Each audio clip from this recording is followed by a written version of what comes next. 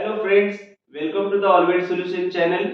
Friends, आज हम लोग काफी टाइम के बाद ये चैनल पे वीडियो बना रहे हैं और इतने टाइम पे काफी सारे नए वेल्डर्स ये चैनल में जुड़ गए होंगे और काफी सारे वेल्डर्स को नई इंफॉर्मेशन भी मिली होगी। क्योंकि कमेंट्स में काफी सारे वेल्डर्स के रिव्यू क्वेश्चन आ रहे हैं और उसका जवाब देने की मैं कोशिश कर रहा हूँ। आज का हमारा टॉपिक है टीक वेल्डिंग में आने वाले डिफेक्ट्स। जैसे कि फ्रेंड्स, टीक वेल्डिंग में दो डिफेक्ट्स कॉमनली पाए जाते हैं, जैसे कि टंगस्टन इंक्लूजन और पोरोसिटी।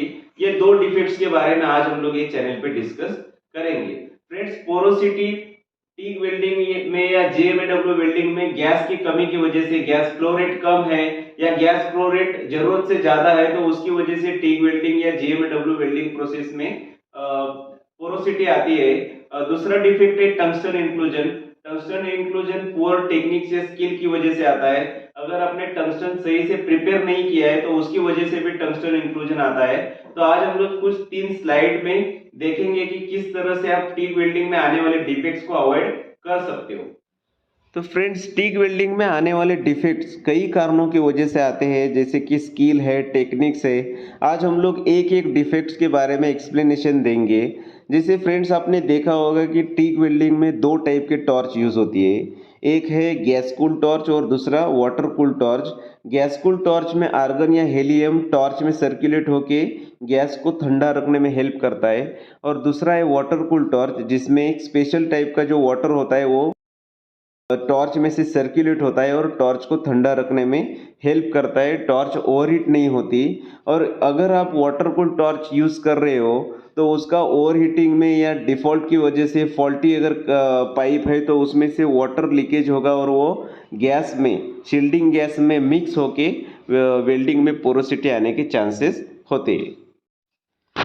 यहाँ पे एक फर्स्ट इमेज दिखाई है, लेफ्ट साइड से फर्स्ट इमेज में वाटर लीकेज की वजह से जो पोरोसिटी आती है, जैसे कि वाटर लीकेज होने की वजह से टॉर्च में से पानी नीचे आ रहा है और उसकी वजह से आने वाली पोरोसिटी फर्स्ट इमेज में दिखाई है।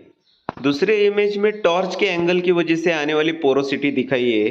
जैसे टॉर्च का एंगल ज़्यादा झुका हुआ है, शैलो एंगल है, तो उसकी वजह से क्या होगा, जहाँ पे वेल्डिंग हम लोग कर रहे हैं वहाँ पे गैस का शील्डिंग नहीं मिलेगा। ज़्यादा अगर झुका हुआ है तो उसकी वजह से गैस फ्लो, जो शील्डिंग गैस फ्लो है वो आगे जाएगा, वेल्डिंग में नहीं आएगा और उसकी वजह से ऑक्सीडेशन होके वेल्डिंग में पोरोसिटी आएगी।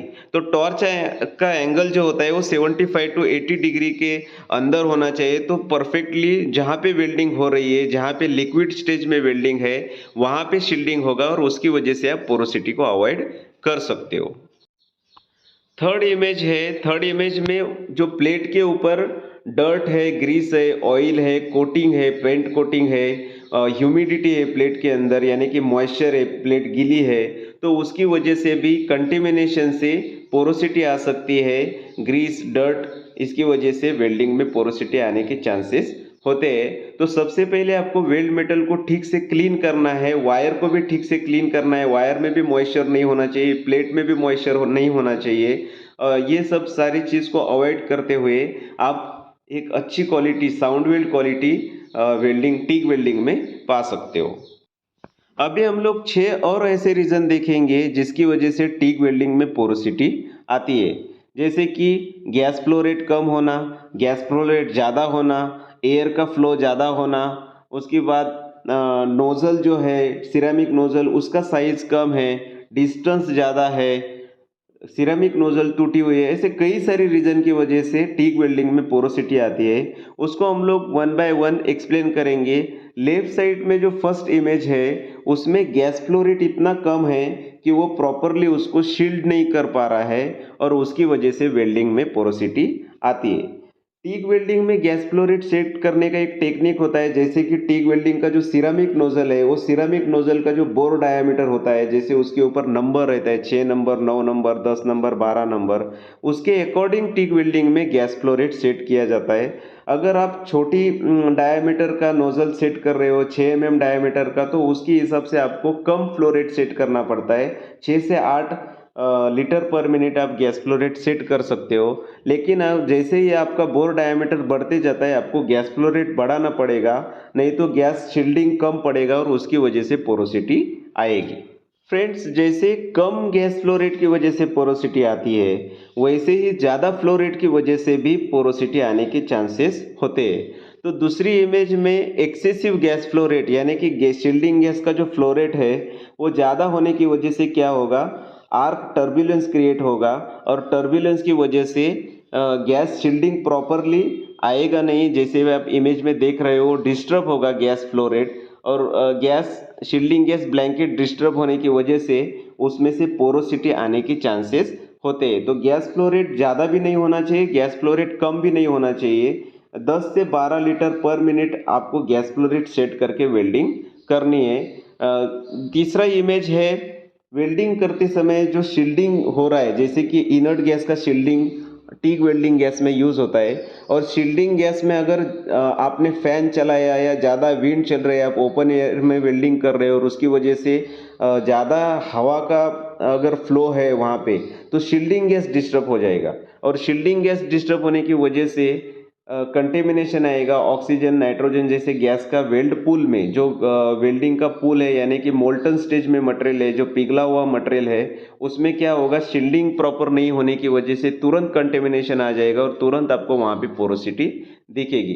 तो आपको वेल्डिंग करते समय फैन नहीं चलाना है या ओपन सरफेस में, आप ओपन प्लेस में अगर वेल्डिंग कर रहे हो तो वहाँ पे पार्टीशंस लगा के वेल्डिंग करनी होगी, खास करके टिग वेल्डिंग या मिग वेल्डिंग करते समय।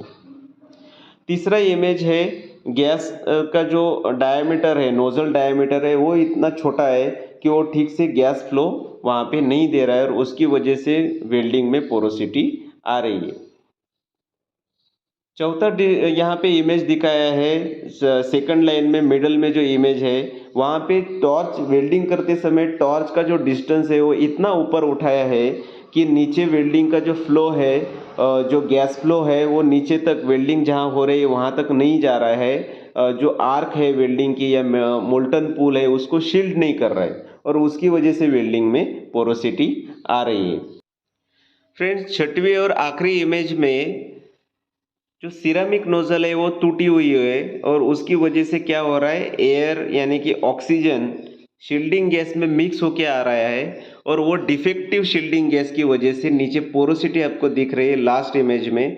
यहाँ से जो नोजल है वो डिफेक्टिव और वहाँ पे एयर इंटरप्ट हो रही है और यहाँ से दोनों तरफ से एयर उसके साथ मिक्स हो रही है और एयर के साथ यानी कि ऑक्सीजन आर्गन या इनर्ट गैस में मिक्स होने की वजह से रिएक्शन होके ऑक्सीडेशन क्रिएट कर रहा है और ऑक्सीडेशन की वजह से क्या हो रहा है, वेल्डिंग में पोरोसिटी आ रही है। तो फ्रेंड्स, अभी हम लोग ने 8 ऐसे कॉमन रीज़न जिसकी वजह से पोरोसिटी आती है, ऐसे 8 कॉमन रीज़न हम लोग ने डिस्कस किए। जैसे कि उसमें था एक वाटर लीकेज की वजह से पोरोसिटी आती है। दूसरा है आपका जो टॉर्च एंगल है उसकी वजह से पोरोसिटी आती है। तीसरा है कम गैस फ्लो रेट। चौथा है ज़्यादा गैस फ्लो रेट। पांचवा है एयर का जो फ्लो है वो ज़्यादा होता है। छठवा है सिरेमिक नोजल छोटी है और उसकी वजह से गैस फ्लो रेट कम पड़ रहा है। सातवां है डिस्टेंस टॉर्च का ज़्यादा है और आठवां है डिफेक्टिव नोजल। टीग वेल्डिंग करते समय ये 8 रीज़न आपको ध्यान में रखते हुए वेल्डिंग करनी है और टीग वेल्डिंग में आने वाले डिफेक्ट्स को अवॉइड करना है।